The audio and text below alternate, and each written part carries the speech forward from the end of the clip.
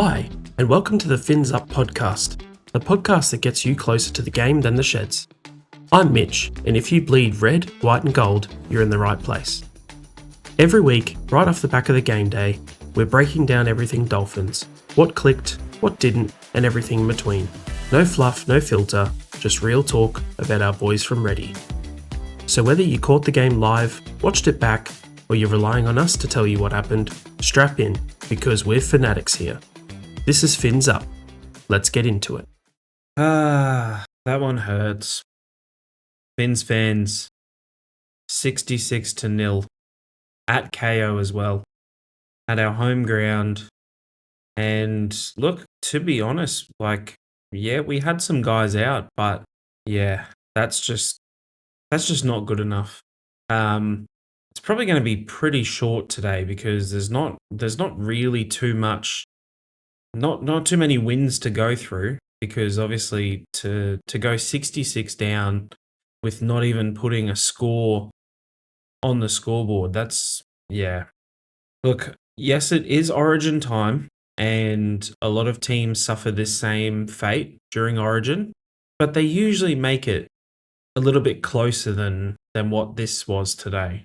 This was just, as soon as the Sharks got on a roll, there was just nothing the Dolphins could do to stop. And to be honest, it's obviously it's a team loss. The whole team lost as a unit. Something that really stuck out to me were these few things, and I took notes because I was there at KO. It was quite difficult, but my main notes were from the first half because we went into the sheds, 22 down, I believe. No, 24 down, because they scored 4 first half tries, and Nico Hines was on it today as well. He converted all tries. He scored a double. So now I've got him in my super coach. So yeah, that's awesome. But yes, the first half, my notes that I had was we were unable to hold the ball. We were trying to play too pretty, too fancy with the ball, without even earning the right to. There were multiple occasions, and like you've heard over the last few weeks, I really, really do not understand Schneider's role in this team.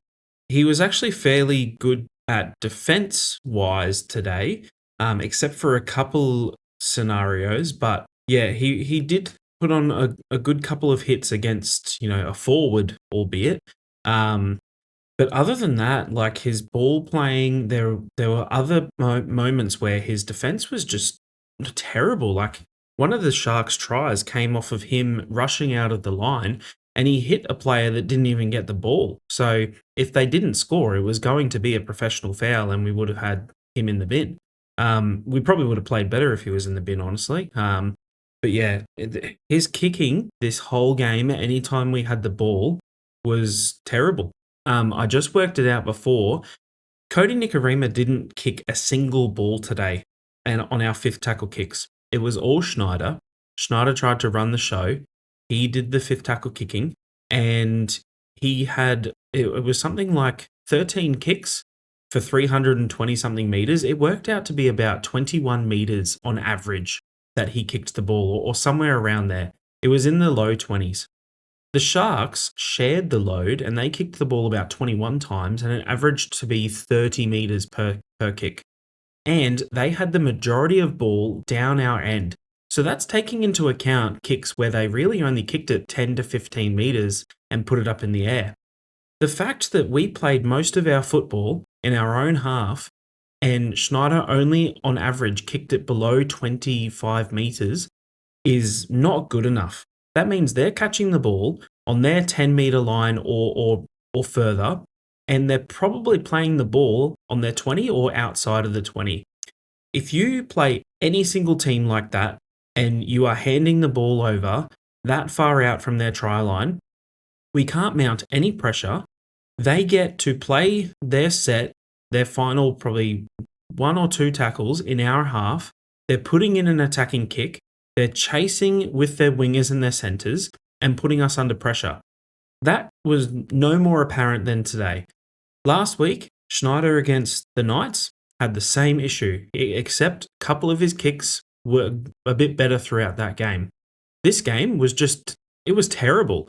We got into their 40 and he put in this kick, but it was this low, just like falling kick, and they caught it on the full and ran out to their 30. Like, they caught it on the 20, ran out to the 30, and that was their first tackle. Like, it probably went like 10 meters in the air, but traveled, 20 meters towards the fullback of the Sharks. His name's escaped my Will Kennedy. That's right. Yeah, it was just.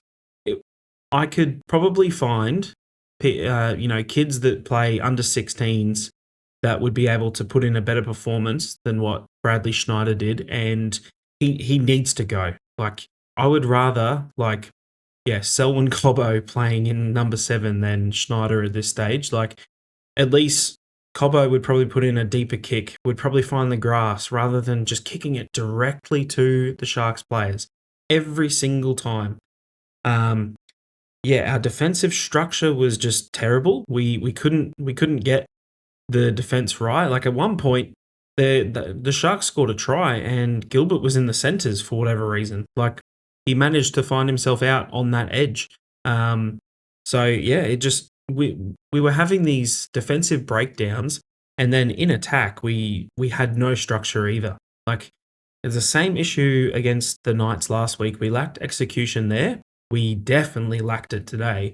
The fact that we couldn't even get a single point on the scoreboard is terrible. The backline plays that we were doing just weren't doing anything. The Sharks read us like a book. We were basically like a pop-up picture book to them. There was no challenge about reading it. They could see exactly what was coming. They had clearly watched exactly what Cody and Schneider do from the previous weeks, which is essentially Schneider doesn't even go anywhere near the advantage line. He just passes it out. Cody likes to get up into the defense and then pass the ball. So clearly they had seen exactly what we do, but yeah, it was pretty much over. Like, by halftime, yeah, and it was fairly well reffed from what we could see. Obviously, the team that has the ball more is probably going to get the more calls because you have a tired defensive team in the Dolphins that have had to defend. Essentially, it was like 200 more tackles that they had to make. So of course there's going to be more 6 agains in favour of the team that scored 66 points. There were a few moments in the first half where it did look like the Sharks were allowed to get away with slowing the Dolphins down a bit, and ultimately that doesn't lead to losing by 66 points. But it was something in the first half that did slow our momentum a bit, and you could see it was a bit frustrating to the boys because they would start to get on a roll up the field, and the Sharks would lay on the Dolphins players for a bit longer than what the Dolphins were allowed to. So, and the Sharks offloading was just, it was next level compared to ours. I barely remember seeing a single offload from the Dolphins at all. The Sharks, I could probably find the stats. I reckon they probably. So if I go through here and I have a look at their attack, they had 12 offloads. Apparently we had 6. So they had 12 offloads. They put in 22 kicks compared to our 14. They had 675 kicking meters to our 327. We had 42% kick defusal to their 78. We made 404 tackles to their 268. We missed 36 tackles. We had 23 ineffective tackles. We gave away 4 penalties and 6 ruck infringements. They gave away 6 penalties and 4 ruck infringements. We had 16 errors, and that's where the problem comes from. 16 errors is not good enough, and we are now on a 2-week losing streak. Once this round is done, I believe we will sit either 7th or 8th, depending on the other teams that need to play. If the Rabbitohs win and the Manly Sea Eagles win, there's a possibility that we slip basically down to 8th. If we don't turn our form around, we can't stay in the 8. And even if we do stay in the 8 for the finals, it's exceptionally hard for a team to win outside of the top 4 to win the whole grand final. So something needs to change.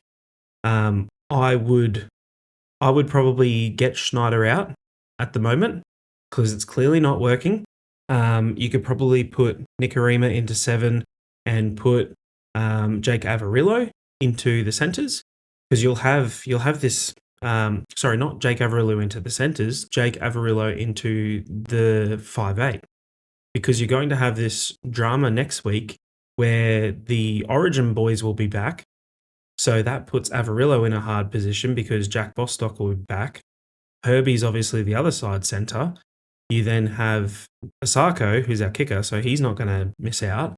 You'll have Cobbo back on the left wing, so it leaves no spot for Avarillo. And you're not going to get rid of Plath, although Plath did get injured today, which was something that wasn't found by the refs at the time, but it looked like a hip drop that landed on his ankle. So, yeah, I was a bit upset that it wasn't looked at further because on replay it clearly looked like a hip drop landed on Plath's lower leg. And what we've seen this season is a player that goes off for a hip drop injury, that the player that caused the injury goes for 10 in the bin. At least that's what happened to Nicarima earlier in the season against the Panthers. So, but yeah, either way, if Plath is okay, he'll obviously play next week. You can't leave Kurt Donahue out. He's one of our more versatile players. And I don't see other players losing their spot. Obviously, Nafahu will lose out because, Cobbo will be back. Trey's going to lose out because Hammer will be back. And your forward rotation, there's no one really else there that you would change out. The forwards had a rough day today because of how much defense they had to do. But when you have the 7 that is not really contributing in attack and not really kicking the ball down in the corners to let the forwards have a bit of a break, it's just you're constantly having to make your forwards tackle, and by causing these problems, you're not rewarding your forwards for their hard work. The forwards put in a good, for the first 15 minutes of this game, it was very even. The first 10 minutes was especially even. After about the 15th minute, the Sharks kicked into gear and easily got down our end. We had made a few errors by that point. But yeah, at this stage, if we don't turn it around, we're not going to make the 8 by the end of the year. We've got some tough games coming up as well. We have the Cowboys at Suncorp, and the Cowboys, they're coming into form again for the end of this year. They didn't lose too many people to Origin, did, and will be back soon. So they're going to be very scary very quickly. And if we don't turn it around next week against them at Suncorp, that'll be another loss. And then I think we have a bye. And then I think we come back to play the Broncos. So, and if we lose to the Broncos, who are not doing very well, that'll be very embarrassing. But today's loss was embarrassing. Today's loss was not great. It's the Sharks. We should have been able to match them, considering it was 4 versus 5, or I think maybe 5 versus 6, something around there. But it was essentially a top 8 battle. And considering we didn't even put a try on them, the Broncos at least scored a couple of tries against the Sharks last week. This week, we couldn't even do anything. So our total points that we've scored in the last 2 weeks is now 12, and that was the 12 against the Knights. And the total amount of points we've let in is like 70 something. So our for and against was 130 before playing this game. It's now going to be down at like 70. So hopefully we can turn it around next week. It's I believe it's a Sunday afternoon at Suncorp. And hopefully the boys can come back from the Origin break. Hopefully you're at the game next week and we can turn it around. Until then, hopefully, you're able to get something out of this game because, there wasn't too much that I could find that was a positive. But on to the next, as they say. And And that's a wrap on another episode of Phins Up. If you enjoyed the breakdown, do us a favour and hit subscribe. Drop us a review and share it with a fellow Dolphins fan. It genuinely helps more than you'd think. Do you have a hot take? Do you think we got it wrong? Discuss with us on our social media page at Phins Up Podcast. We'd love to hear from you. We'll be back after the next game with a full breakdown, so make sure you subscribe so you don't miss it. Until then, stay loud, stay proud, and keep those fins up.